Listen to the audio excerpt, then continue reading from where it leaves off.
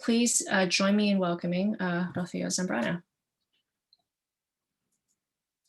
Thank you so much. It is wonderful to be here with all of you, and thank you so much, Julia and Alberto, for the warm welcome, and Vicky for the invitation and the interest. So I'm going to share my screen and just have a couple of quotes, and later on, as I move along, I will also share some images, but that will accompany my lecture. Saying who can share? Only host. Do that. Okay. Yes.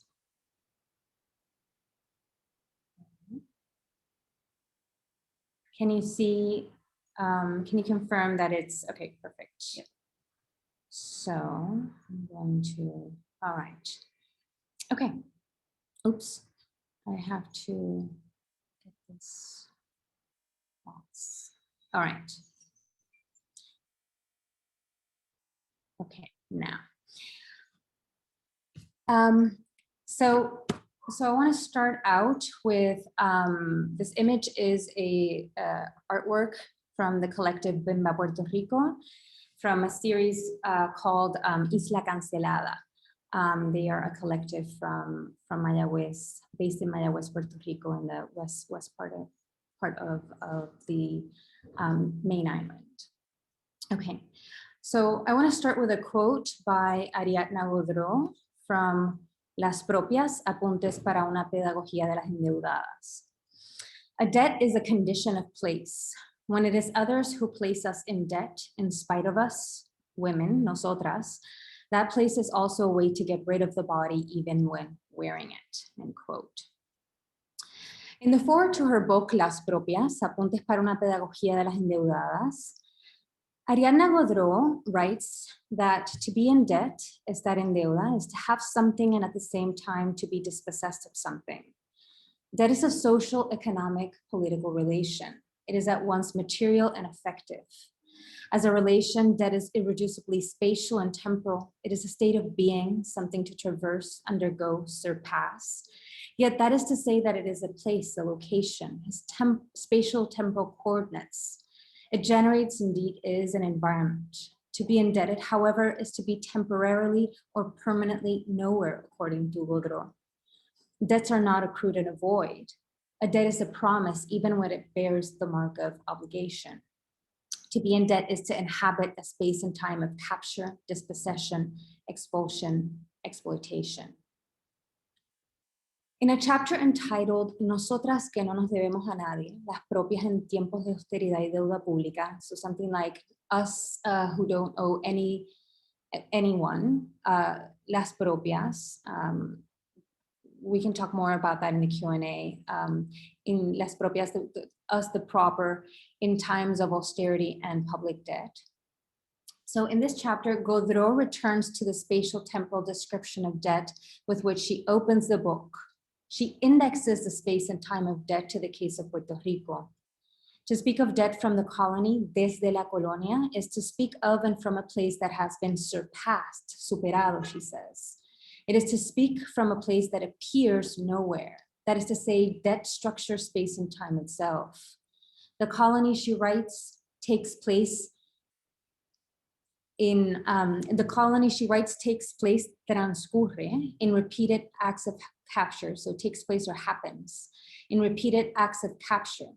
In the case of Puerto Rico, the colony is that which appears nowhere, that which has been surpassed in discourse and practice, that which is substituted by the post-colonial, she says. The colony is that which is abandoned by everyone, todas y todos, except by those who keep finding how to exploit it, end quote. Maurizio Lazzarato argues that debt functions as an apparatus of capture, predation, and extraction, intensifying a neoliberalism reconfigured by the financial crisis. Debt intensifies the neoliberal project on two counts. Neoliberalism turns the state into an apparatus of capture that serves the rich, corporations, and creditors through tax cuts, tax exemption, and the creation of tax havens. Debt expands the shift by externalizing the debt of banks, firms, and the state itself. It intensifies the shift by burdening individuals who must take on debt to meet basic needs such as housing, healthcare, and education, and who must bear the burden of public debt through aggressive taxation and austerity.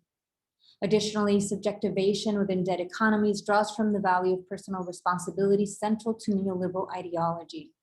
Neoliberal subjectivity is no longer a matter of homo economicus as entrepreneur, however.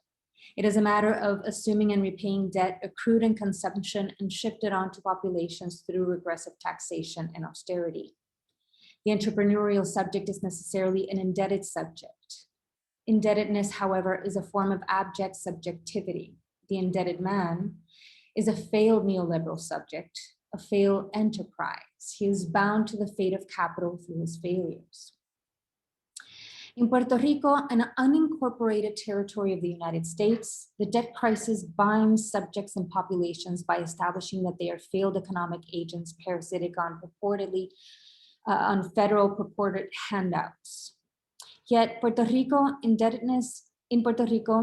indebtedness is not only the fate of a failed neoliberal subjects, it's the fate of failed colonial subjects who supposedly affirmed cultural autonomy while purportedly reaping the benefits of U.S. economic prosperity with the creation of the Estado Libre Asociado, sometimes in English, the Commonwealth, in 1952. As an apparatus of capture, debt is a form of coloniality, I want to argue, to recall Aníbal Quijano. Minimally, colonialism refers to a form of juridical political subordination. Coloniality, in contrast, refers to a race, gender, class hierarchy produced by a colonial history, but one that exceeds colonialism as a juridical political project. To speak of coloniality in the colony, from the colony, to recall Godreau once more, is to locate oneself within the no place of colonial debts allegedly surpassed by the creation of the ELA, of the Estado Libre Asociado. It is to track the effectivity or the work of coloniality within the spatial temporal coordinates of the fiscally distressed colony. This means, however, that it is to track the precarity in the indebted colony along race, gender, class lines. That debt reinstalls Puerto Rico's colonial status by actualizing or updating race, gender, class, and altered material historical conditions becomes clear when one considers the necropolitical effects of austerity implemented in response to the crisis. In contrast to Lazzarato, who offers an account of the making of the indebted man, Godreau offers notes towards a pedagogy of the indebted woman. Such a pedagogy elucidates the relation between debt, austerity, and coloniality. The cartography of debt that this pedagogy allows maps the production of a doubly object subject central to the work of neoliberal coloniality. As an apparatus of economic capture, predation, and extraction, debt actualizes and intensifies the work of race, gender, class, positing bodies and populations as disposable. Debt allows the deployment of austerity as an injunction to pay, marking culpability. The injunction to pay actualizes, indeed updates the work of race, gender, class, intensifying its effectivity in the unequal distribution of precariousness, dispossession, violence. Debt and austerity disproportionately impact women, especially Black women in the territory, renewing its racial order in altered material historical conditions. As Godreau writes, blame in this country or in any other is never an orphan. She is poor, Black, and a woman, quote.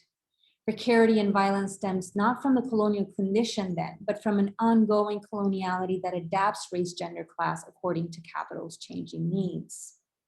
So my talk is divided into 3 sections, and this is the first one on neoliberal governmentality. So Lazzarato argues that debt intensifies the success and failure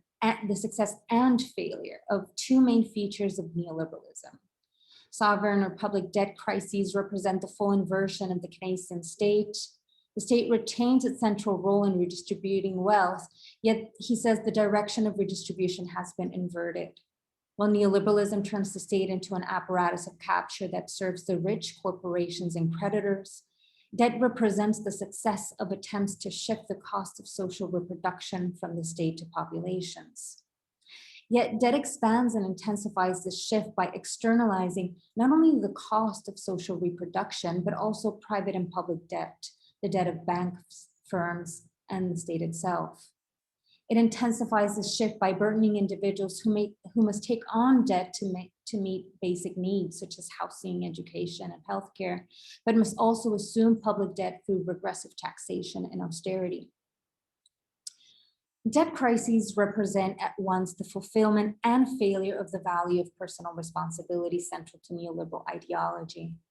Neoliberal subjectivity is no longer a matter of responsibility for oneself as an enterprise. It is a matter of assuming and repaying debt accrued in consumption and shifted onto populations by the state, and debt shifted onto populations by the state. On the one hand, the entrepreneurial subject is necessarily an indebted subject. He can only function as human capital by taking on debt. On the other hand, indebtedness articulates a form of abject subjectivity. The indebted man is a failed enterprise. In debt crises, indebtedness is tantamount to culpability. The subject of debt is the subject of guilt. As culpable, subjects and populations are bound to the logic of capital through their purported failures. Letterato follows Foucault's analysis of governmentality, tracking the form of government and modes of subjectivation distinctive of a neoliberalism reconfigured by the dynamic of credit and as a debt economy. Letterato draws from Deleuze's axiomatics to theorize the actualization of finance as a dual movement, a movement of abstraction or deterritorialization and concrete realization or reterritorialization. This dual movement accounts for the institutional reconfiguration implied by the hegemony of finance. Financialization first requires a process of abstraction, freeing up value creation from the confines of territory, sovereignty, and nation, as well as from the qualification of production and hence labor. Financialization is a matter of decoding, he says, in which he says economic codes like full employment, social codes, the social state, and political codes, political parties that govern social relations and Fordism are destroyed, he says. It is a matter of mobility, of displacement of limits. Decoding is a process of destruction through disarticulation then. Now, the actualization of finance requires a reterritorialization, however. Finance nestles what it liberates in other apparatuses of power. Reterritorialization is also a movement of destruction then, given the specific way in which such apparatuses land, to quote Veronica Gago and Lucy Caballero. In a financial and post-financial crisis, reterritorialization exploits regressive features of capital expansion. Debt appears not as assisting the creation of value, rather, unpayable debt itself appears as a site of value creation and extraction. So now axioms define principles shaping, for example, economic policy. They articulate the technocratic state guided by crisis management. Key here is taxation and austerity. Taxation is the apparatus by which wealth is captured in relation to current revenues within the credit dynamic, while austerity serves as an injunction to pay. Debt itself captures through taxation, regressive taxation for populations, reduced taxation and tax exemption for the rich, creditors, and corporations. It binds subjects and populations through austerity, reduced or altogether, and eliminated essential services. Now, forms of subjection through subjectivation are crucial to the work of debt here. That's how argues. So the injunction to pay, as an injunction to pay, austerity requires the production of a culpable subject. The indebted man is a regressive figure. He has failed to live up to the promise of neoliberal subjectivity, the selfless enterprise.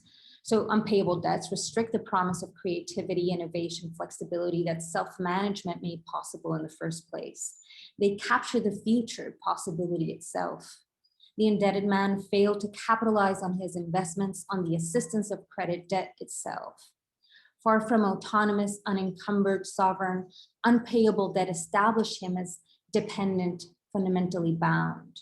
His failure is thereby individualized. It does not index a system of social labor. It points to an irresponsible individual such that his faults are he's of faulty choices and corrupt behaviors.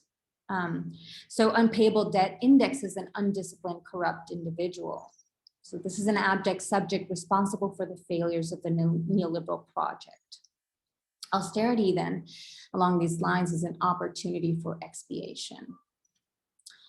So these are powerful concepts for an analysis of the case of Puerto Rico. Economic development based on tax exemption for corporations and tax-exempt financing has been central to the political economy installed by US rule since the early 20th century.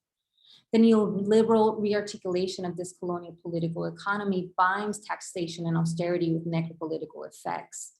Taxation and austerity not only depend on, but deepen the production of the regressive figure, the abject subject that actualizes the technology of race gender that grounds the colonial relation in the first place. Debt lands in a way that exacerbates the relation of colonialism and coloniality in Puerto Rico, where unincorporation facilitates the reproduction of a race gender class hierarchy that itself organizes the political juridical status. Debt functions not only as an apparatus of capture then, but as a form of coloniality. Okay, so the second section on neoliberal coloniality. Nancy Fraser maintains that Marx offers a two-tiered account of capital. While the front story, according to her, is a matter of exploitation, which centers the dynamic of value creation and capture and production.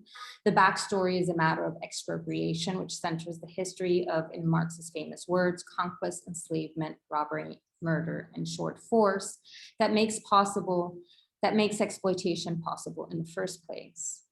The originary accumulation of capital entails a history of the creation of the worker through a process of becoming free, Marx argues with irony, right? Workers are free from, unencumbered by, he says, any means of production of their own, and free to sell their labor power. Marx acknowledges that this process is not only traceable to the enclosure of the English commons, but also to, quote, famously, discovery of gold and silver in America, the extirpation, enslavement, and entombment in mines of the indigenous population of the continent, the beginnings of the conquest and plunder of India, and the conversion of Africa into a preserve for the commercial hunting of black skins, end quote. The political relation that subtends exploitation, the owner-non-owner distinction, is installed through a history not merely of expropriation, but of dispossession. Now, Marxist irony, however, addresses the qualified freedom of the worker, of wage work. He writes that workers are free workers, quoting, in the double sense that they neither form part of the means of production themselves, as would be the case with slaves, serfs, etc., nor do they own the means of production, as would be the case with self-employed peasant proprietors, end quote. In being considered part of the means of production, the enslaved is subject to modalities, enslaved paradigmatically here, is subject to modalities of violence of a radically different kind to those established by the contract.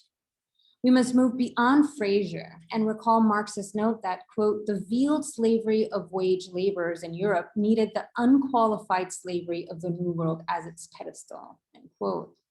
The creation of the worker through the process of dispossession that posits the laborer as a commodity in a market as subject to the strictures of wage labor structured by the contract is bound to turning other bodies fungible, in Saidiya Hartman's term. Fungibility indexes the simultaneous disposability and indispensability of captured and enslaved Africans and the normative and effective or libidinal economy made possible by the economy of slavery. Distinct from the strictures of wage labor,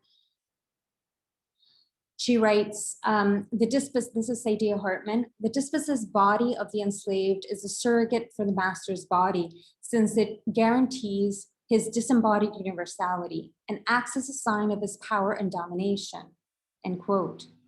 In the context of emancipation, she argues, this relation is retained rather than eliminated in the rights of citizen man, the rights of man and citizens, and in wage labor.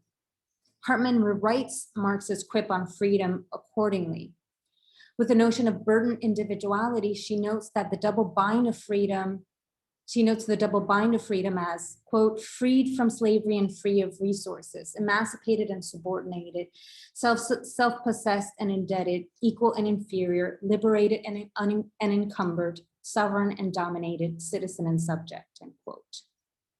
So centering the dynamic of dispossession, which is what I aim to do, indicates capitalism's need to posit asymmetries that make possible economic expansion that necessitate political control through technologies of alterity and othering, race and along racial lines, gender, sexuality, and class.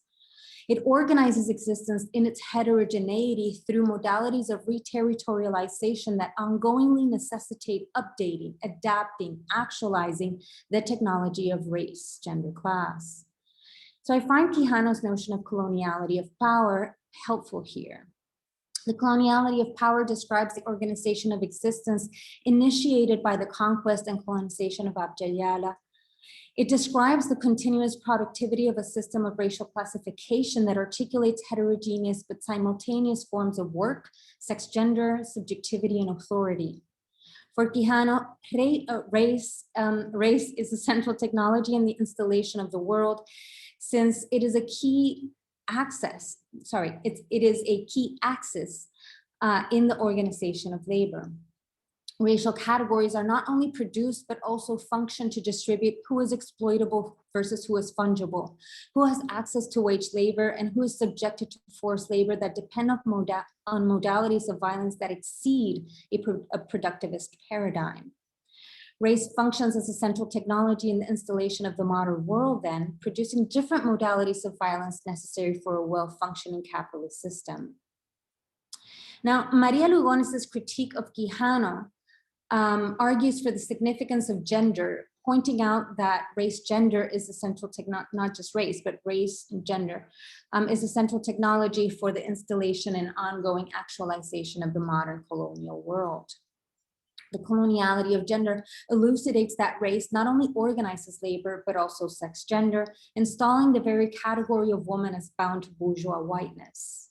This gender norm, woman, produces alterity as well as otherness in positing racialized bodies, sexualities, and forms of relationality that cannot embody the norm, as Selenis Rodriguez argues. As such, these bodies and populations are subject to forms of labor, authority, violence beyond those articulated by the race gender norm and exceeding a productivist paradigm. For Rodriguez, the colonial modern gender system produces, which calls, quoting Lugones, dark versions of the gender norm that's intended. The coloniality of gender names the update in how race gender norm posits incomplete subjects, partially human. It actualizes the content of incompleteness, partiality in reference to race gender, to a race gender norm replenished in light of altered conditions.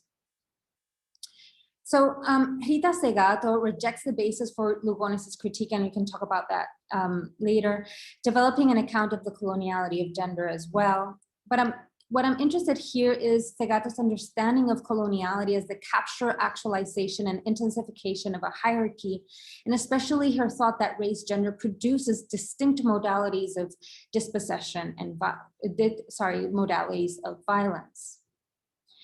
For example, she argues that in the context of neoliberal capitalism, what Segato calls, what she calls the apocalyptic phase of capital, territoriality is exercised on women's bodies. In her work on femicide, which I return to later, bodies are marked as women by being marked as territory in an updated economy of capture, organized in light of the racial norm. In her work on Ciudad Juarez and NAFTA agreement and so on, she specifies that neoliberal trade agreements land not only through the labor of women at the border, migrant women, they actualize race gender in a way that intensifies their effectivity to the degree that a specific modality of violence emerges. The expressive violence that turns women's bodies into the site through which impunity is constructed and communicated emerges. That lands not merely exacerbating racial and gendered violence, I want to argue accordingly. It reinscribes it, actualizes or updates it, articulates its differences and intensities. That operates as a form of coloniality. It does more than capture value, land, the body, sensation itself along race gender lines, it actualizes race gender, initiating new or altered modalities of dispossession and violence.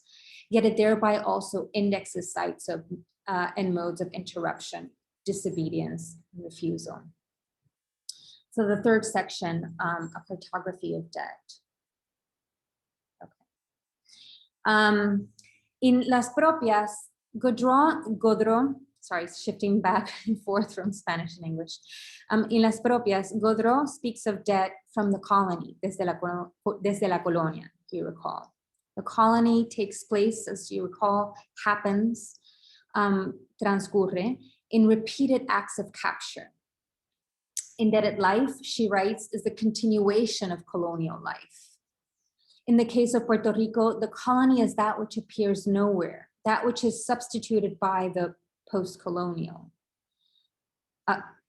So in the sense of the establishment of the Estado Libre Asociado, which we can talk about later, did not in fact decolonize Puerto Rico, as it retained the juridical status of an unincorporated territory.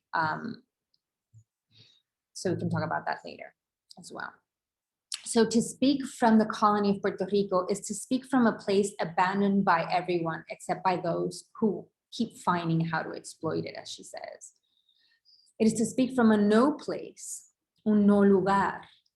To be in debt, so estar en deuda, is to be located in a space-time of capture, dispossession, expropriation.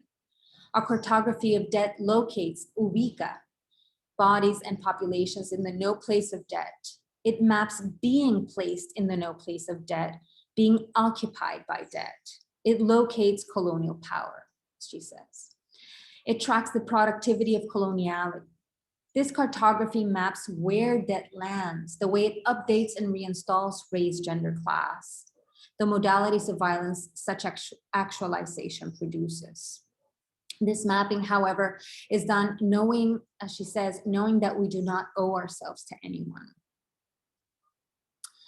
A debt is a condition of place, Godreau argues. She writes, when it is others who place us in debt in spite of us, that place is a way to get rid of the body, even when wearing it, aunque lo llevemos puesto. Godreau's conception of body, which uses the term cuerpa, as many in the feminist movement of different stripes have used. So this notion of cuerpa is crucial. In a footnote, she writes that the term cuerpa, that with the term cuerpa, she understands the quote, nominal, material, spiritual, and political entity from which we situate ourselves when we identify as women or at the margins of the coordinates traditionally demarcated for bodies, genders, and sexes, end quote. She adds, a body, una cuerpa, is also una degenerada, which we can translate as a degenerate, degendered, that occupies or is occupied by, she says. Sorry, that's the next. Okay. The latter is key. Una cuerpa is not merely the material symbolic site of women, cis and trans. It is the site of occupation that produces race, class, binding the category of woman to bourgeois whiteness. But it is therefore also a site of the subversion or refusal of material and symbolic / normative occupation itself. In contemporary Puerto Rico, what is announced in the body territory, more precisely now, the body colony of women, is the continuation of colonial life through debt. But it is also the site of taking back, refusal, and subversion. So recall that austerity functions as an injunction to pay. It binds debt and guilt, turning debtors into culpable subjects that must pay. In the colony, the abject is a failed neoliberal, but also failed colonial subject. As such, objection marks the site of economic opportunity. Objection is the mark of a body or a population that admits of modes of control, violence, or expulsion. It marks the body of the degenerada, the degenerate or degendered, that is occupied by. Disposability generates a problem of visibility. It generates hypervisibility, she argues. To be seen is not to appear, of course, in the phenomenon. And to be seen is not to appear, it is rather to be reduced to an object indexed by race, gender, class. The colonial subject, the failed colonial subject, only appears racialized, gendered as non-white, although not all colonial subjects appear likewise. In the colony, anti-Black violence organizes the racial hierarchy that structures the colonial relation beyond juridical political control.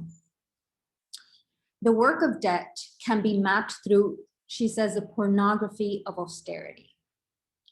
This pornography uses, she uses the word uses, the body of the indebted woman to, she says, anchor uncertainty. It thereby serves as the injunction, la exigencia, to pay. The pornography of austerity has two elements for her: the colonial condition and footage of poverty in numbers. The former tracks indebted life as the continuation of colonial life. The latter tracks the production of culpability, establishing amenability for technocratic control. The colonial condition makes debt invisible as an apparatus of capture. It makes debt illegible as a form of coloniality. With austerity, however, such invisibility gains pornographic visibility. So Gaudreau focuses on the double invisibility that results from Puerto Rico's juridical political lack of sovereignty, especially in the context of the institution of a fiscal control board through promesa, a federal law that has the U.S. Congress appoint a board charged with debt restructuring. And we can talk more about that. Puerto Rico, as an unincorporated territory, has no voting power in the U.S. So it's a shift in kind of the form of colonial relation in that juridical political sense with this 2016 fiscal control board. So yet the double invisibility of Puerto Rico's colonial condition gains pornographic visibility and austerity. It is exposed in the reduction of the lived experience of the indebted woman, she says, to photos and numbers, to the journalistic picture and the statistic amenable to technocratic control. So on the one hand, she says that, right, this pornography of austerity has to do with the invisibility because of the territorial condition that is made invisible by the Estado Libre Asociado, by the Commonwealth status. But what I'm going to focus on is kind of the second version of this issue of invisibility that gains pornographic visibility, right, through forms of technocratic control and through the production or intensification of racial stereotypes. So this reduction to photos and numbers exposes an induced poverty, she says, a poverty that must be understood as vulgar because it is induced. So shifting here, right, what is vulgar about poverty is not that it requires an apparatus of development that will posit, right, certain forms of life as in need of progress, advance, development, so on, but rather the ways in which capitalism and coloniality produce and forms of precarious conditions that must be addressed. So the hypervisibility gained in photos and numbers makes possibility mapping the work of coloniality. Gaudreau maps debts landing on women, especially Black women in the territory, accordingly. Photos and numbers feed the controlling image of the welfare queen in Puerto Rico. She discusses two examples, and so I want to consider just one. A 2016 New York Times article that portrays Puerto Rico as a showcase of the surreal, where, you know, she's I'm going to quote loosely from her, where patriots shop at Walmart and unemployment is coupled with purported unwillingness to harvest coffee. This is the New York Times. The photos that accompany the article portray, and this is Gaudreau, principally women, resting, sitting, hungry, unoccupied, never working. end quote. This is, she says, an imaginary of debt that insists on its legitimacy insofar as it feminizes the face of the bully, happiness, the culpable, end quote. Poverty is situated in a refusal to work here. Women are at the same time hungry, resting, and happy. They become the image and they indeed the face of a colonial condition maintained by these women. These women are purportedly complicit in the colonial relation by depending on federal supposed handouts. This dependence couples hunger and happiness. These women are culpable of their own fate. Hypervisibility is constructed through the photo, indexing a culpable subject, material conditions for life itself to be cut in austerity. So in another chapter of the book, Las Propias, which is entitled Esa tipa es una yal, el chiste, la pobreza y la negritud sin retorno, Godreau discusses the production of female blackness in Puerto Rico, in the criminalization of poverty. Black women are posited as maintained body, una cuerpa mantenida, she says, body on welfare. In Degradando Nayal, Racialización y Violencia Antinegra en Puerto Rico, Catzilla Rodriguez Velázquez explains that Nayal is a stereotype of poor racialized women living in public housing. Now, in her landmark work, Zaira Dincy-Flores shows that public housing is key for the production of race in Puerto Rico, specifically through the criminalization of poverty. The latter draws from his long history of anti-Blackness tied to slavery, made invisible through an ideology of lo criollo that has dominated discussions of race in Puerto Rico. As La Colectiva Feminista en Construcción writes in their anti-racist manifesto, and I quote, "In the colony of Puerto Rico, the racial state operates with diverse logics. The criollo imaginary reproduces racial narratives of a mixture that does not recognize the anti-Black violence that it entailed. It is hidden as well behind the mixture of races, the confinement of Black bodies, territories to the marginalized, the expropriable and criminalized. Just as is hidden the fixing of mestizo bodies, territories with white aspirationism in different dimensions, from the aesthetic to the economic.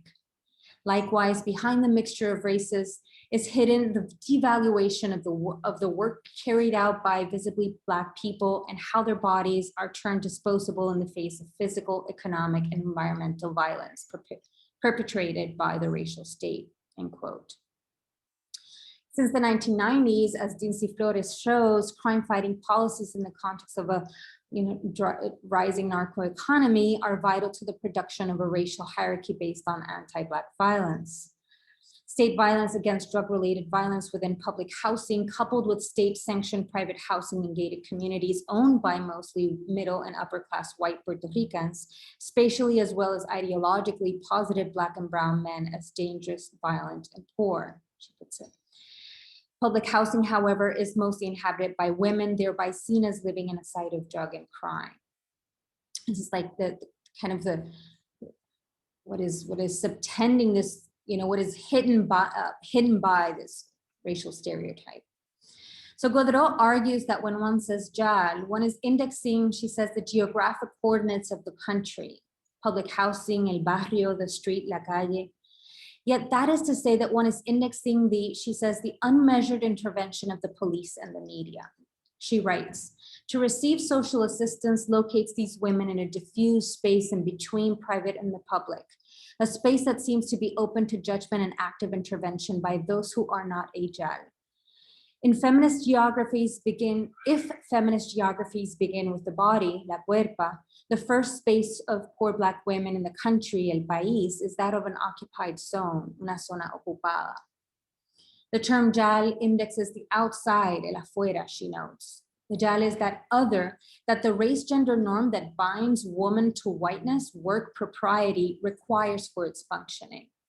So to map the geographic coordinates of the country then is to track the operation and actualization of whiteness, its ongoing need to shore itself up by producing modalities of anti-Black violence. As Rodriguez Velázquez argues, the gel must thus be understood in the impossibility, but also the refusal to embody the race-class norm that establishes propriety in terms of white bourgeois ethics and aesthetics, cis heteronormativity, and the nuclear family, as the advanced, she says, advanced civilized on the way to progress, end quote. Debt and austerity intensify a second modality of race-gender violence, femicide. On November 23, la colectiva feminista en construcción performed a sit-in, un plantón feminista, in front of La Fortaleza, the official residence of the governor of Puerto Rico. With the sit-in, La Colectiva brought an executive order to declare a state of emergency regarding gender violence on a steep rise since the economic crisis after Hurricane Maria, and from the vantage point of today, the pandemic. And so to then Governor Ricardo Rosselló.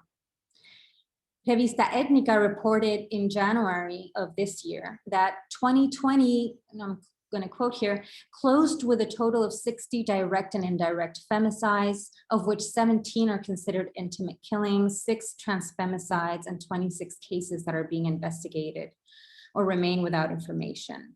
And based on press reports in 2020, there was an increase of 62% in the total number of femicides when comparing these figures with those of last year's.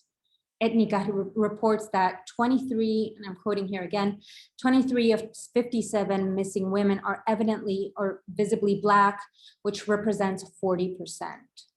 Less than a month ago, the declaration was finally made. Chariana Ferrer Núñez, co-founder, explained in 2019 that La Colectiva's intervention sought to connect information about gender violence circulating in the media and addressed by feminist organizations, making visible the systemic nature of intimate partner killings, unprocessed sexual assault forensic exams, and cases of domestic violence. As Eva Prados emphasizes, the impact of austerity is clear in resource allocation to address gender violence, from the dismantling of efforts to implement education with a gender perspective, impunity to government and law enforcement officials with records of domestic and sexual violence, to governmental and non-governmental campaigns and prevention efforts.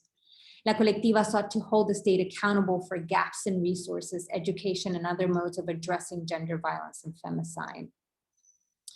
Now, La Colectiva's use of the category of femicide is key. They employ the category in a confrontation with the state, aiming to capture the norms of the state by calling for a declaration of the state of emergency. El Plantón subverts the state's main, sorry, I'm just going to set, since I said, mentioned that the declaration was, the state of emergency was declared a month ago. This was also another manifestation that La Colectiva convened in September 2020. Okay, so El Plantón subverts the state's main mechanism for installing neoliberal rationality in the colony, namely declarations of states of emergency. So I would argue that the declaration aims to interrupt impunity. Here, Segato's work is helpful. And I'm coming to a close here soon. I would argue, so Segato's work is helpful. Segato develops the notion of expressive violence to kind of articulate or think through femicide, distinguishing expressive from instrumental violence. Instrumental violence pursues a specific aim, while expressive violence articulates determined and comprehensible relationships between bodies, particularly around the hierarchies of a territory. Segato maintains that gender violence writes a message on the woman's body, and I add on bodies that challenge the white bourgeois cis heteronormative order. That message has to do with impunity. She does not argue that impunity is the cause of femicide, but rather femicide produces impunity. This impunity is not merely an institutional problem, something to be measured and through structures of accountability ameliorated. It is transversal, producing sensibility itself. Expressive violence is a part of, Segato argues, a pedagogy of cruelty. Every act of violence as a discursive gesture, she writes, bears a signature. The necropolitical operation of coloniality is clarified in femicide's display of vertical power. This is a modality of power spectacularized. Important here is not the subject that signs a toxic, violent masculinity, patriarchy itself. Crucial here is the message to peers that expresses itself in impunity, an impunity that manifests itself when the neighbor, as well as the state, remains silent in the face of gender violence. It is here that we find the subject that signs, dispersed, although at the same time precise.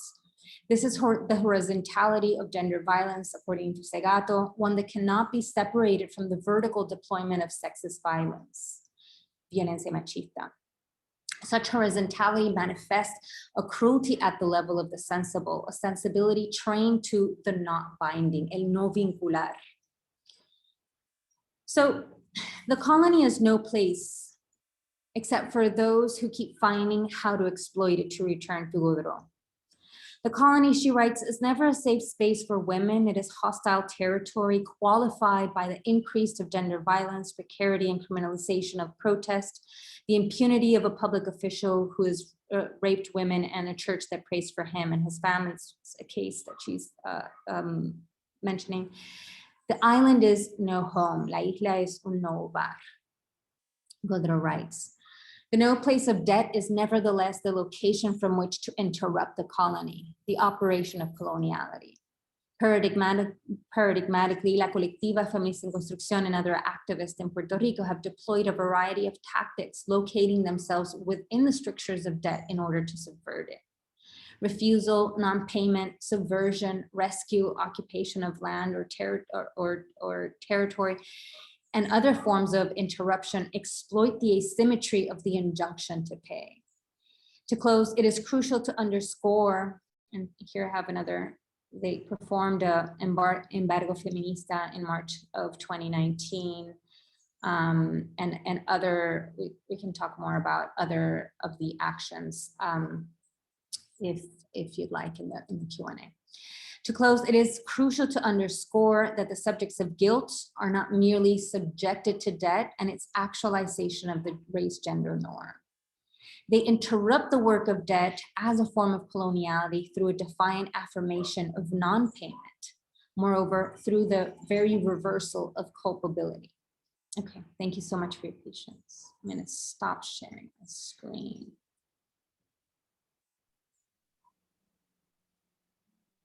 Okay, I think I've done that. Yes, thank you so much. Okay, so I think we will sort of transition over to just some brief remarks from the three of us. There's Vicky Bell. Sorry to see her before, but I don't know who would like to begin with some remarks on the talk. And again, I'd like to remind everybody who's in the audience to that you can use the Q&A, hopefully, to pose questions. Yeah, and if anybody has problems like accessing the Q&A, please let us know in the chat. Yeah, so Vicky, you wanna go? Sure, I can begin with some easy questions. Thank you so much, Rocío. That was amazing and so interesting. I wondered if it might help people in the seminar, if you could say a little bit about who Godro Aubert is and how she sits in the story, what her role is in Puerto Rico, what her sort of work is. I think that would be helpful. And the second issue, which is more conceptual, but still I hope is one which opens up and allows you to speak a bit more, is a question about the temporality within this argument. And in particular, in a few places, you're talking about notions of the future. And in particular, this, like in some ways, the idea of indebtedness requires the subject to care about the future, their own future, and the future of the institutions that are requiring repayment. And yet a lot of the literature about neoliberalism and bureaucracy talks about its present focus. So I'm just thinking about that, and I'm thinking about that in relation to protest. And in some ways, the feminist protests that you showed us images of there at the end are, they're very familiar to us from other countries in Latin America, but also elsewhere in the world. And there's a sort of underlying optimism about the future, that we can protest and that we may make change and so on. So I was just wondering how you sort of think about that in terms of the subjects that are constructed, how they are positioned in terms of caring for the future, caring about their position in relation to different structures, and the sort of optimism. I can't imagine a protest without an optimism, but I'm just I'm just sort of wondering about how, in a sense, old-fashioned it is, in a sense, the kind of language and rallying cries, and yet, you know, where else do we go? So those were my initial thoughts. I hope they're generative, easy openers. Shall I respond, or do you want to gather? Okay. Well, thank you so much. This is very interesting. Well, Ariadna Godreau-Bert is a human rights lawyer. She's been part of the feminist movement for a long time, and in recent years, she's director of Ayuda Legal Puerto Rico, which really addresses questions of access to vivienda, sorry, in between languages here, you know, access to, you know, the questions of housing crisis. One of the, that's a key aspect, because one of the kind of very present modalities of this type of capture, or this way in which financialized capitalism works in the colony of Puerto Rico, has to do precisely with property, and not just the production of a housing crisis, but in fact, especially after Hurricane Maria, the tax exemption, really like Miriam Muniz Varela, a Puerto Rican, I think she's an economist by discipline. She's an academic who's written very, very interesting and very important work. Miriam Muniz Varela talks about the debt crisis and talks about kind of the axiomatic of property, precisely because of tax exemptions and the way the political economy of Puerto Rico, colonial political economy under US, has always functioned through tax exemption, as the creation of a tax haven, through tax exemption, even in the very early 20th century, for you know, drawing, you know, foreign corporations and different industries to the archipelago, and generating a condition of the escape of capital, and expulsion, and so on and so forth. And today that has been rearticulated through exemptions on the basis of not just corporate exemptions, but also in terms of property, Acts 20 and 22.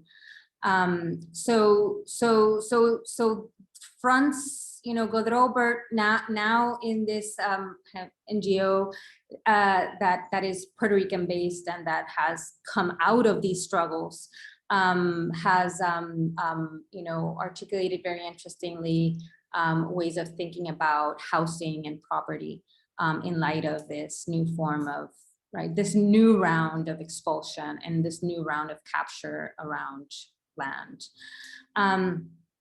So that's her, this book, you know, also comes out of a series of columns that she wrote years through, you know, as things were unfolding, but then after, you know, after Hurricane Maria, things have, you know, intensified because disaster capitalism meets this other context.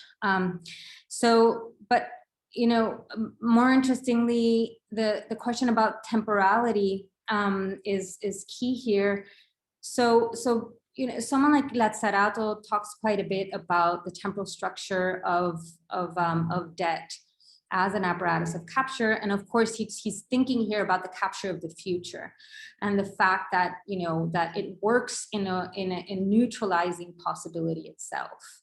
And I think that that certainly, this investment in the future is a kind of a neoliberal, it's central to neoliberalism as I describe it here, or financialized capitalism with a neoliberal ideology. But this question of, so on the one hand, in the book, I argue for, following really not just La Colectiva, but also many of the other activists in Puerto Rico, anti-capitalist, anti-racist, feminist collectives and organizations, that what is interesting that has happened with protests is that the protest against the debt crisis or against the debt, like for citizen debt audit, but against the Fiscal Control Board, all of these, they have allowed or they have generated a shift from financial debts to historical debts, in fact, colonial debts. So they become spaces and times of confrontation with the colonial history.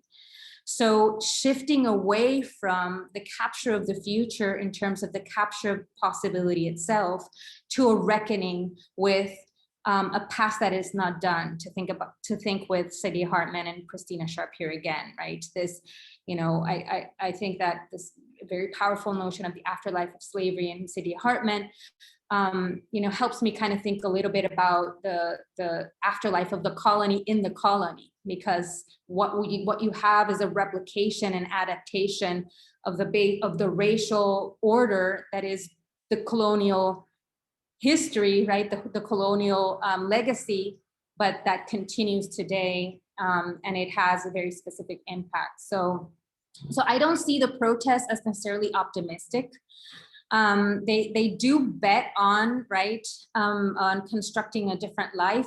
But I think that what has been very interesting to me and why I've been, in conversation with La Colectiva and following them, learning from them, in exchanging with them, is that they are also kind of shifting the coordinates of sense itself. So intervening kind of in an aesthetic, political way such that, construction of other forms of, mutual aid. There's also, quite a bit of formations around mutual aid in Puerto Rico along, and different forms of food sovereignty and energetic sovereignty, ecological or environmental movements and so on. So on the one hand, of course that implies optimism, but on the other hand, it comes from a place of pessimism, because it comes from a place of, an absolute rejection of the terms of the liberal racial state and the capitalist liberal reality. So it's not a betting for we need more rights necessarily, or we need more access to resources, but it is we need to dismantle these conditions that are producing, they continue to produce. So it is a pessimism about this world that bets on something different through a kind of historical reckoning and through the interruption of the very coordinates of sense. So that's what I've been interested in and exploring with the political activity in Puerto Rico for the past 4 or 5 years. So I don't know if that answers some of the questions. I think, Alberto, do you want to? Sure. Thank you so much, Lucia. That was an extremely compelling and very, very rich talk. Also, the way that you wove together discussions of debt in Lazzarato and in contemporary theoretical debates with the very extremely rich and also, very different perspectives that come from both Puerto Rico and the feminist debates in Central and Latin America and the Caribbean. I wanted to really maybe ask a couple of questions around this question of the morality, right? Or the moralization that takes place in the domain of debt. And some of them I suppose, have to do with some not necessarily misgivings, but resistances maybe to the way that Lazzarato himself poses the question. So some of which might converge with your own, because I think there is a interesting critical perspective that you develop, right, by bringing the question of coloniality into contact with Lazzarato's work. And I was, one of the most interesting things to me about in that book of Lazzarato is that he brings out this completely neglected text of the young Marx and Mill, right? These comments on Mill, where Marx says things that actually don't necessarily fit so neatly with the conceptions of debt and credit that you then find in his, mature political economy. And there's this one passage in particular, just because it seemed very germane to what you were discussing, where Marx says that money, this is a quote, has not been transcended in man within the credit system, but man is himself transformed into money. Or in other words, money is incarnate in him. Human individuality, human morality have become articles of commerce and the material which money inhabits. The substance, the body clothing the spirit of money is not money, paper, but is instead my personal existence, my flesh and blood, my social worth and status, which is I think a kind of remarkably prescient, right, formulation. This idea of the body becoming the clothing for the spirit of money, right? A very, very peculiar kind of metaphysics of debt. And I kind of brought that up, I suppose, maybe to open up a couple of questions that have to do with this moralization and corporeality, right? Like that you talk about, the corporeality of debt. And I guess the first has to do with the question of the abject subjectivity that perhaps maybe you can develop a little more, because one of the things that struck me is that, of course, that was on one level very illuminating of the violence of the moralization of debt, especially in colonial and neo-colonial contexts, including within, of course, within continental Europe. Recent memory of Greece brings this out very, very clearly. But at the same time, I wonder how that can make room for the other side of debt, right? Because, of course, Puerto Rico is colonized by the world's biggest debtor, whose thankfully former president now was a figure who leveraged his own debt, indeed his own bankruptcy, right, repeatedly into power, right? So I think there's something interesting, I guess, about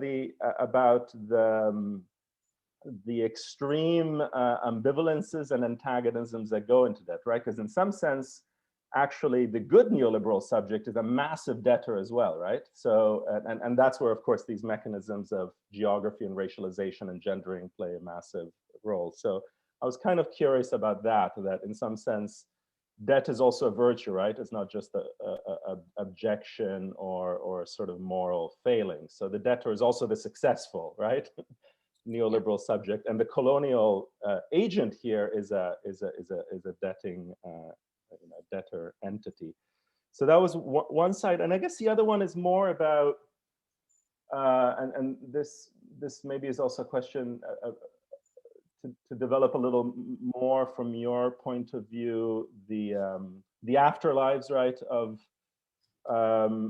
colonialism and slavery within the context of Puerto Rico itself. And I guess it has to do with the really long durée of this relationship between debt, slavery, and morality, right? I mean, one of the things, in some sense, a neoliberal discourse can also be a very amoral discourse, where it's not really about responsibility in a kind of, Christian sense, but it's everybody's an entrepreneur, and if you fail, it's a more kind of like social Darwinist, model, right?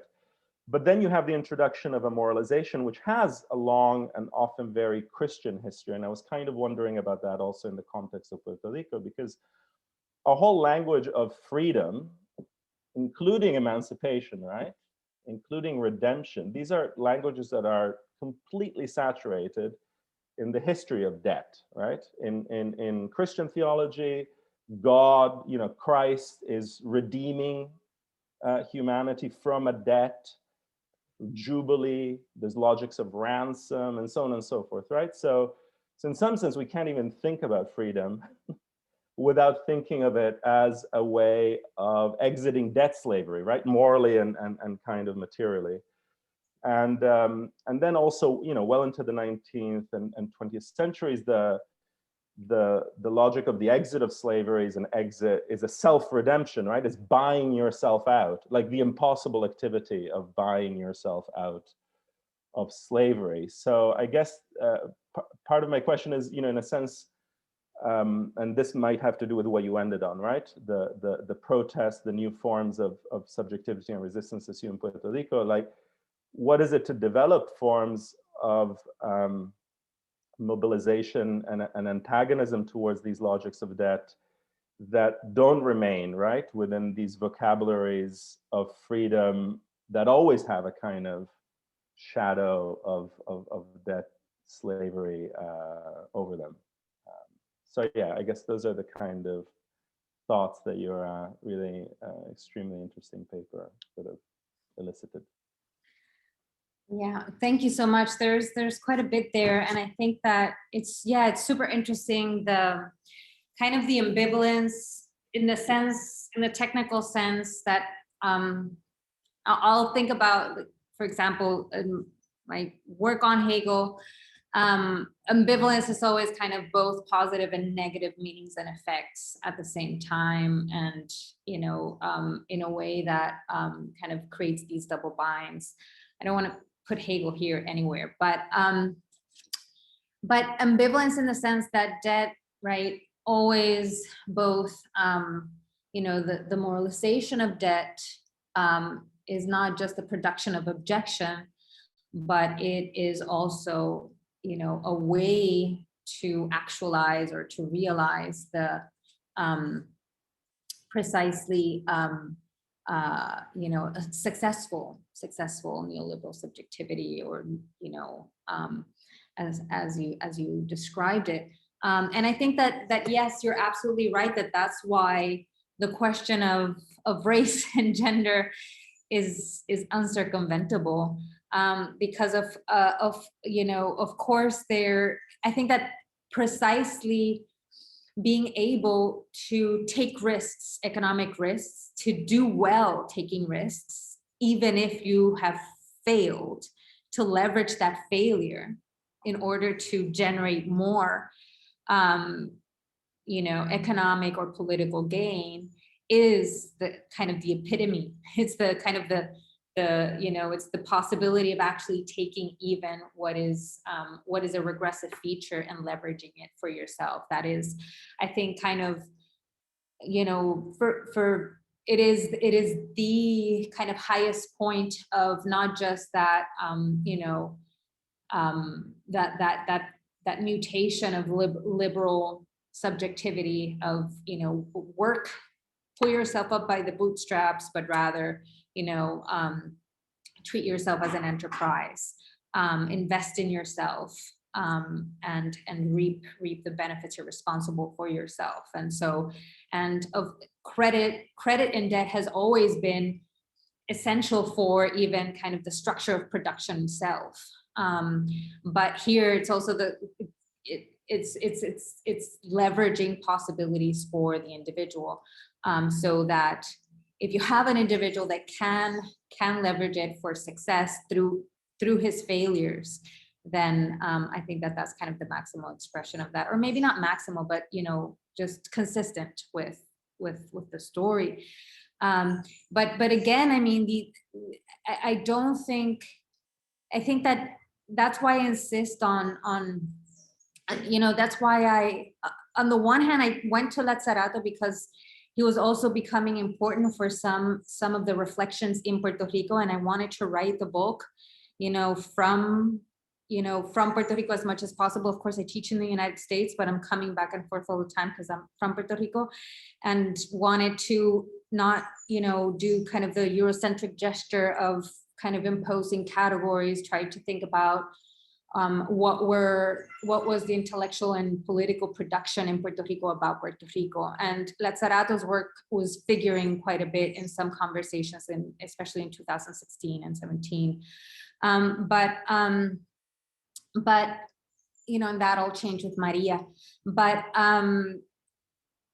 I think that that this, you know, that it's quite a limited account in the sense that it doesn't take into account this question of racial gender difference, and not just difference, but ejection, whereby there, you know, the leveraging of failure for the purposes of economic and success, or for the purposes of power, is not kind of doesn't take into account the other side of debt in terms of the binding of debt and austerity, that is there in Lazzarato, but it's not, you know, if you think about who is the austerity measures, who is it impacting most, and what is it re-articulating?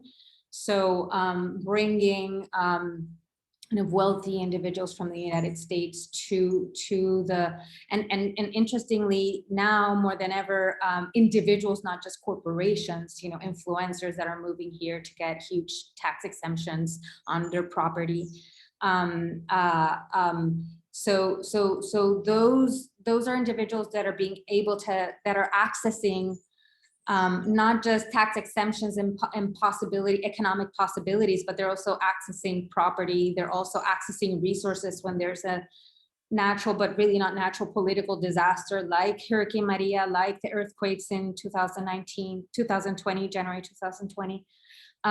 So you know, the successful figure that can, you know, play with their debt is a very particular figure. It's kind of still that imperial, or that sovereign subjectivity that I don't think that the people that are feeling the effects of austerity can ever access, or who are being exposed. So right now there are like 5 million Puerto Ricans in the United States, and a whole kind of generation that is in the United States, but in Puerto Rico, less and less of people can remain in the island or in the territory.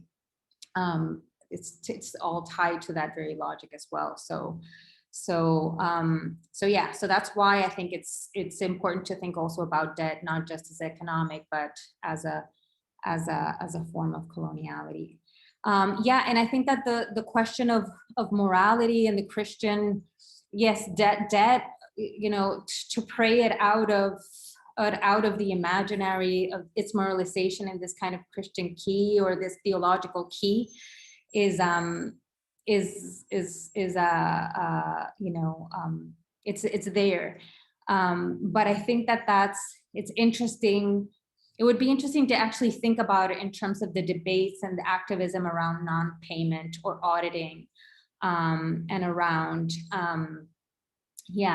around the type of reckoning. I also use the word historical reckoning, and reckoning, of course, is also a question of, it kind of has this theological context to it.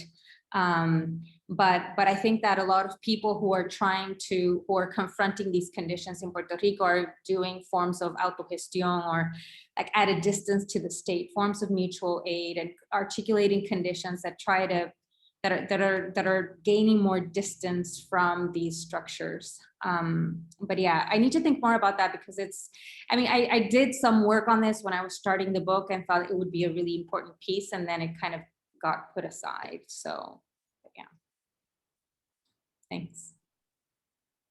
So I think in lieu of interjecting with my question, because there are two questions from the audience, maybe we can dovetail. I think it dovetails precisely onto exactly what you were just talking about. The first question from Francisco D. So I'll just read this out. Is there a conversation within the debt audit and cancellation movement that you were just talking about in Puerto Rico about connecting with international debt movements, especially those of Latin America and the Caribbean? Debt, according to this, transcends the juridical, political, or status. Relatedly then, did you consult David Graeber's text on debt for your research? If so, what connections can be drawn between his anthropological work and the context of Puerto Rican debt? As his 5,000-year study shows, debt transcends the economic system within which it operates. And Francisco says, I think these two observations support your analysis of a racialized, gendered, classed coloniality vis-a-vis debt, and therefore such movements should center these dimensions. Also debt as morality, relatedly, so. Yes, thank you so much for that. Yes, absolutely, there is a conversation. There is a, so initially there was a law for a debt audit that was derogated, and kind of the responsibility for auditing the debt was shifted to the Fiscal Control Board. So in 2016, and out of the committees, this is in the Puerto Rican Senate, out of the committees, the Fiscal Control Board is appointed by the US Congress, but out of the committees of those, of that project in the Puerto Rican Senate, came this Frente Ciudadano por la Auditoría de la Deuda, the Citizens Debt Audit Front, and they did quite a bit of work and did a lot of, because there had been an establishment already of the illegality of the debt. And so a lot of activism and a lot of there has been an effort to do a citizen debt audit, and certainly they have been working closely, and there were events in Puerto Rico with the committee for el Comité para la Auditoría de las Deudas Ilegítimas, for the committee for the illegitimate, for the auditing of the legitimate debt, that was central to kind of intervening in the debt in Ecuador, and has been very important for thinking about the political power of debt audits. There's been really interesting debates in Puerto Rico. I discuss this in my book, around cancellation, debt cancellation and debt auditing. Insofar as a citizen debt audit, sometimes has been, there's kind of a minority of people who argue this, but has been seen kind of as a colonial concession insofar as the debt should be paid by the powers that be, the United States and the imperial power, rather than the colony. And so, not auditing the debt and simply, affirming non-payment on the basis of the debt being odious and being, so not just illegitimate or illegal, because certainly there's a question of legality because of Puerto Rico's constitution. So the idea is that, any auditing, citizen or not, is some sort of concession. I don't think that it is a concession. I think that the debt auditing kind of movement, the citizen debt auditing movement, uses debt to kind of fiscalize. I don't think that's English, but to like perform a type of rendering of accounts that really moves, not just moves us from financial to a historical, colonial, to an exploration and exposition of our historical colonial debts. So I think they've been really effective at kind of putting, really kind of making visible the fact that the relationship between debt and colonialism in Puerto Rico, and therefore, the relationship with Haiti is important, and other places in the Caribbean and Latin America. And yes, I did consult with Graeber. I discussed him very much, actually, in that same, it's chapter 3, and it's the chapter where I discussed the debt audit in Puerto Rico, the debates, and I think it's what I like about Graeber's analysis is this idea.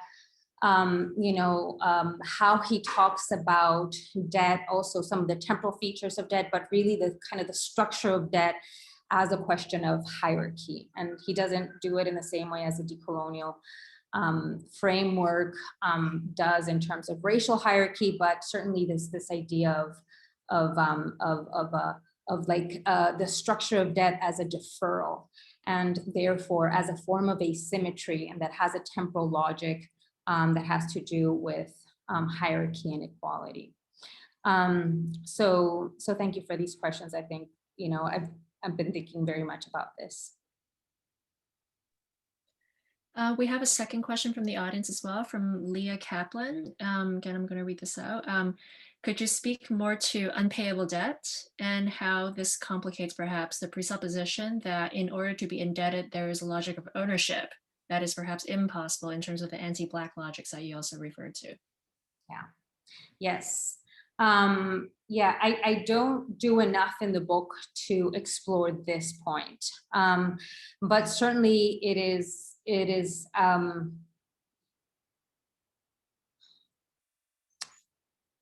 it would certainly shift the way that we think about the forms of reckoning that are made possible by debt. So if I argue that financial debts in a way moves us to a form of accounting, a form of, and therefore a way of thinking about, so moving from financial debts to historical debts and to colonial debts, certainly there is a question about unpayable debt of precisely not just a past that has been, you know, a past that is past and that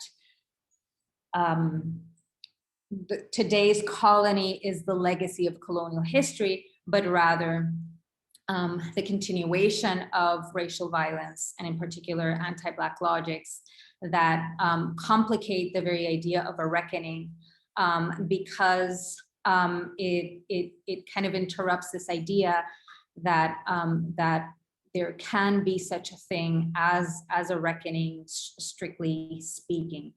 What I do think, and that's why I'm interested in Hartman, and why I'm interested in talking about anti-Black violence in the book and in the case of Puerto Rico, first because not doing so would not be tenable insofar as it is a kind of what is structuring racial hierarchies in Puerto Rico. And also it is very importantly something that is being named and indexed by, for example, La Colectiva and others in Puerto Rico. But what is interesting here would be that, so let me just say this, that in the last chapter, I talk about Fanon a bit, and I talk about reparations, and I talk a little bit about the longstanding movement of land occupation that uses language in contemporary kind of taking back land, but also rescue. There's a long history in Puerto Rico of this, not just in the context of the debt crisis, contemporary debt crisis.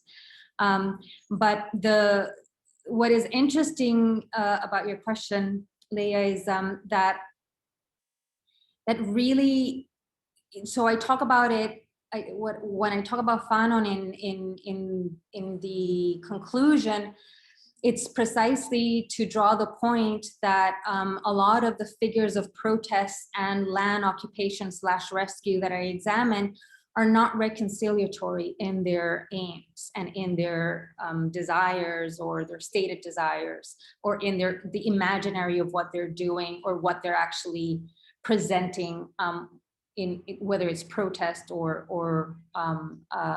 other forms of social, like political formations, like forms of autogestión. So I don't think that they are reconciliatory at all. And I think that is precisely something related to what you're mentioning, that there is also an unpayable debt, and this question of auditing or of reckoning is always to be kind of interrupted or taken away from the capture of the liberal imaginary to think about, you know, the question of reparations, or thinking about the question of historical reckoning as a way of making amends into the world of capital coloniality. So thank you for that question. I think it's central. I do discuss it in the book, not necessarily in these terms in particular, but I hope to do that in future work.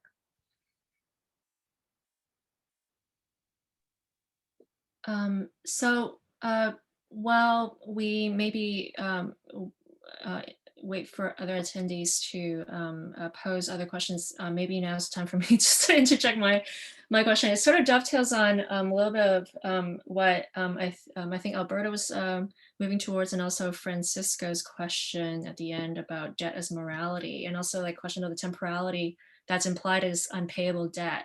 So I was I'm also struck by sort of the way Lazzarato sort of temporalizes a particular reading of Nietzsche in a way that seems to sort of move wholly towards a universal horizon of deferral. That, at least from my perspective, having worked on Benjamin's own writing on precisely that section on Nietzsche and his relation between the drawing of the link between economic debt and moral guilt, seems like essentially a Christianizing, putting a Christological horizon specifically onto economic relations. So I was curious though that, you know, so it does, to sort of read Lazzarato against the grain from the perspective of coloniality, introduces a sort of scission within this notion of unpayable debt, perhaps, right? And I'm wondering whether there is a division that's introduced within the idea of unpayability that sort of captures what you know, the idea that, you know, within this Christological notion of the reckoning and redemption, and what it means to live life on earth against that horizon, divides the earth between the redeemable and the unredeemable. And that is sort of like, that becomes then the function, like the hierarchizing regime that sort of introduces then a distinction between some kind of like unpaid debt in the figure of an always already redeemed debtor, and unpayable debt in the version in the form of some abjectness, sort of material excrement from outside of the conception of a redeemable life. And like, you know, I think, you know, if one were to return to Nietzsche, for example, and how he sort of talks about what he calls what used to be called a kingdom of ends, or the final ends of man. What he says in the genealogy is that the final end of man, if it's reconceived in terms of this quote unquote justice that's to be attained via a system of promises and debts, then must be reconceived from merely the highest biological standpoint, as exceptional to life, as perhaps even hostile to life, because it attempts to kill the future of man. So it's justice then, it would seem, right, in the sense of the elimination of debt, from Nietzsche's point of view, is already detached from ends as such, and is beholden instead to a succession of just processes of empowering that replace teleology as the ground of justice or debt forgiveness.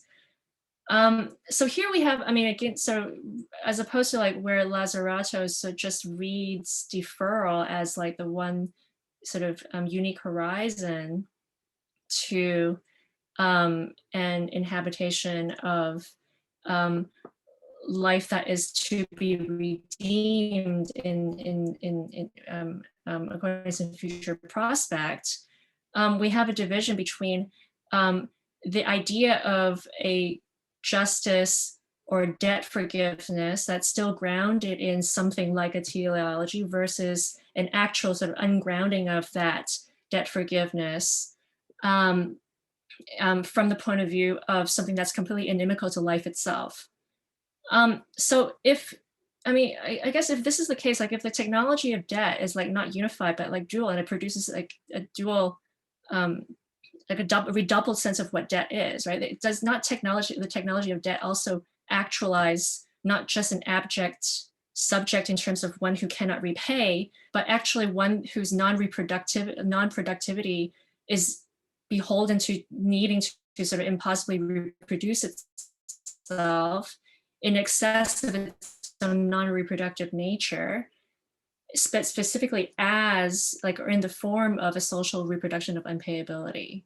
So I guess, this is, I think this does dovetail with some of this, some of the analysis you were making in your talk, but there seems to be this sort of figure of an abject neoliberal subject that drives the neoliberal project ahead because it reproduces unpayability, because it reproduces like non-reproductivity itself, so that even like the horizon for thinking about a liberation from this abject subjectivity can't be conceived from the point of view of it's somehow sort of redeeming or canceling per se, or at least it might complicate the picture of like, what it constitutes a liberation or interruptive potential from the point of view of, this whole project's being based on an impossible self-reproduction of non-reproductivity itself.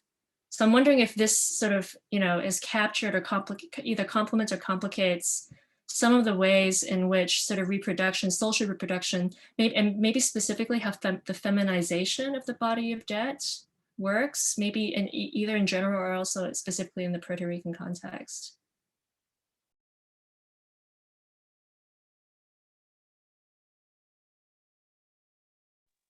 Yeah, there's a lot, and you were saying something really wonderful, and then your internet slowed down the audio, so I was sad to miss that part.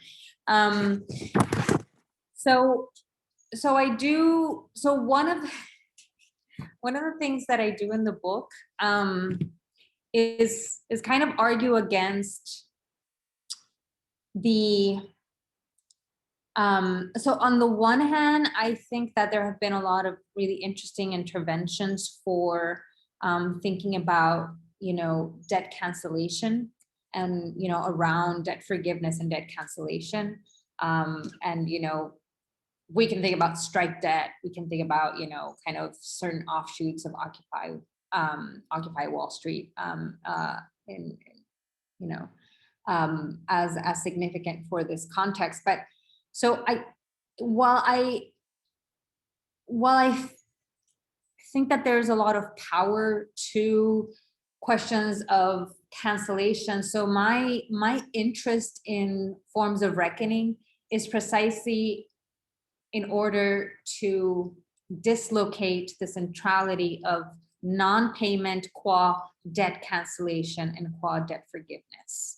Because I think that, and this is, of course, this kind of gets tied to not just the question of expiation, which gets mobilized and legitimized through austerity or so on and so forth, but this idea of debt cancellation or repayment, it seems to me to neutralize certain political possibilities around that are opened up through a reckoning that can potentially be begun with questions of audits, and auditing, the debt audit, citizen debt audit, not for the purposes, so again here, not for the purposes of some form of reconciliatory or, payability, such that, which is the kind of the mechanism of even the Fiscal Control Board that is trying to restructure the debt so that Puerto Rico can enter,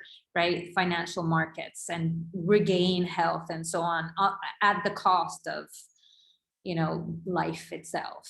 I think that that's, either cancellation or auditing or reckoning that does so in order to kind of release, right, the debtor ends up releasing the creditor. So I'm interested in kind of the impulse behind a lot of the language used in Puerto Rico for accountability and for reckoning. And it's very complicated because sometimes it gets expressed in certain causal, logics, as in, someone has to pay up, and who will pay, and we need to name the corrupt government officials, or we need to also name kind of the agents of capital and firms, or legal firms, or banks, and so on and so forth. So it's complicated, but I do think that that this question of a reckoning and the subversion of debt, this question of reckoning is important because it at least in the Puerto Rican context, it has kind of allowed for a language around subverting the debt and kind of capturing back, right, this idea of who's the debtor and who's the creditor, and doing that not just in terms of financial solvency, but as a question of an ongoing colonial condition, both political, juridical, but also in terms of an ongoing coloniality, an ongoing kind of intensification of this racial hierarchy within Puerto Rico itself, but also vis-a-vis the US. So I think that that this question of cancellation and this question of liberation, or this way of settling accounts, to like think about Graeber here, gets very tricky, because the question of cancellation and the question of forgiveness can be reconciliatory, because it reestablishes the conditions that generated the debt in the first place, and not abstractly but concretely, these are the conditions of a colonial, not just history or legacy, but contemporary rearticulation. So that is kind of why I kind of focus or emphasize this aspect of the account, rather than the interruption of the teleology of debt through the figure of forgiveness or cancellation, through a figure of interruption. It can't be a blank check. There has to be, what I mean by reckoning is also, that idea, when Fanon says, like, the project of decolonization is a project of disorder, I read him as saying something about, like, this is not just an anti-colonial project in the sense of being against the operation of, finance to rearticulate and reinstall the colonial relation, but to undo, right, the forms of normativities, the legal structures, the political structures, the economic structures that will always continue to generate debt, even through forms of forgiveness. So that's what I'm interested in. And then here, Leia's question again is key, because their unpayable debts as well have to, we have to qualify that, we have to go concrete with that claim. And I think that that's why I'm interested in not just Hartman's work in the book at certain points, and Christina Sharp's work, but I'm interested in really also, like for example, La Colectiva's work on anti-Black violence, and because it indexes, right, that it's not, we can't just talk about the colonial condition as if all colonized subjects were positioned equally, or could be either, reintegrated into the system of the social labor through, either yielding debt or canceling debt, but rather there's something unpayability there about the history of those racial, forms of not just racialization, but continuing racial violence. Yeah, so I don't know, because your question was so rich, and there was so much that I wanted to really also kind of keep thinking with it, but I hope that I have answered some of it. No, you absolutely did. I guess I'm just one related question. I mean, if it's possible that, like, at least debt is partially organized on the reproduction of non-reproductivity, then, does this complicate the way we're supposed to understand the specific demands that are placed on, say, reproductive tasks? I mean, I think a lot of the, and this is just really, also just a, question of like how you might sort of describe, what you were earlier calling like the specifically aesthetic character, maybe, right, of the feminist movements that are trying to like address these issues in Puerto Rico, and sort of resists sort of this idea of a feminized non-reproductivity as the face of this debt in a way, right? It seems, it would seem, I guess, that would seem to suggest that like, the nodes of resistance are generated from sort of resisting against non-reproductivity in some way. But if non-reproductivity itself in its impossible self-generation is really part of what this debt without a horizon of payability or an unredeemable debt is, then, does that complicate in any way the picture? Like how might we understand the morality of that, I guess? Like that's super, I thank you for that. Thank you for this question. I think it's something I actually haven't thought about in this particular way. So thank you. That because I also left a lot of stuff out, because the first chapter is really long, the second one is really long, and then the third and the fourth and the conclusion are shorter. So I do kind of a lot of work in this chapter that didn't make it into the talk. But I think that, so you're picking up on the moment, right, that, that the binding of debt and austerity through culpability in the case of Puerto Rico also has to do with, not just irresponsible risk-taking by the part of governors and administrations and banks and firms and so on, but like the legitimating ideology for austerity is, this kind of bloated, still kind of quasi-welfare state where there's like, all these federal transfers because, public housing, nutritional support, they're federal transfers. They're coming from the US. But of course, consumption and consumerism is like a key aspect of like being able to consume. Puerto Rico imports 85% of what it consumes. So it's a huge market. So whatever is transferred to Puerto Rico, we give back threefold. So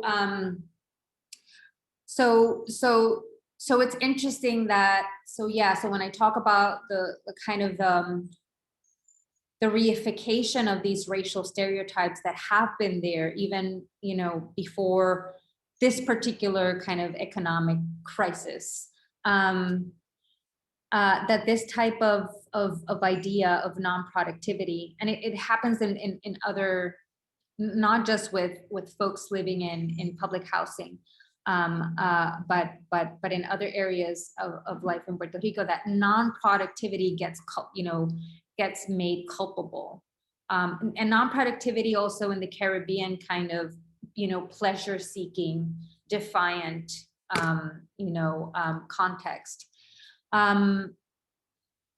So whether that neutralizes non-productivity as a site of political intervention. Lazzarato obviously talks about non-productivity. A lot of the interventions that I look at also are forms of refusal. But it's interesting. I think it's interesting what you're saying, but it's also a way of, so I'm sorry that I'm stumbling so much, but I'm actually thinking really hard about how you put it in particular.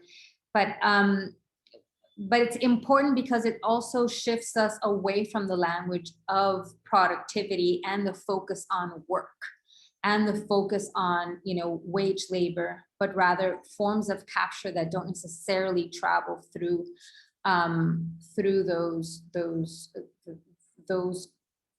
that form. I'll think more about that. The way that you put it is really interesting. I do think that there's this question of refusal and affirmation of productivity, of non-productivity. I discuss it quite a bit in also the third chapter on protest. Mabel Centeno has this, Mabel Rodriguez Centeno has a very, very interesting work on queer laziness and this kind of subversion of, I discussed it in great detail, the subversion of this discourse of laziness as precisely a site of resistance to the colony and to the different ways of capital like capture within the colony or in the colonial condition, but also in the colony itself. It also has to do with race and gender in particular. So non-productivity is both kind of key to the production, you know, the operation of these racial stereotypes and key for forms of refusal and interruption. So yeah, I'm going to stop there. I'm getting at that two-hour mark where answers become less and less clear. I think yeah, we are getting close to the hour. Are there any questions, interventions? Anyone would like to make? Alberto, Vicky?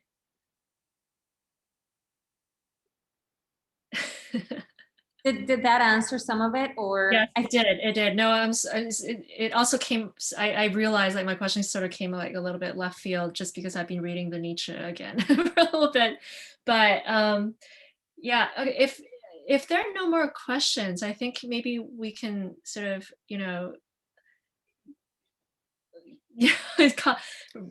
just thank you for this wonderful talk and for being a part of our series. I think this was a super enriching discussion that we've had, and yeah, thank you also for the questions and all the attendees for being here. And yeah, I hope that everybody has a good rest of the day, and keep your eyes peeled for our announcement for our next talk, which will be in March by Eric Santner on Kafka. Yeah, so thank you all for being here, and maybe just the four of us can remain here for a bit while people leave. So yeah, thank you again. I will stop recording now. Thank you so much.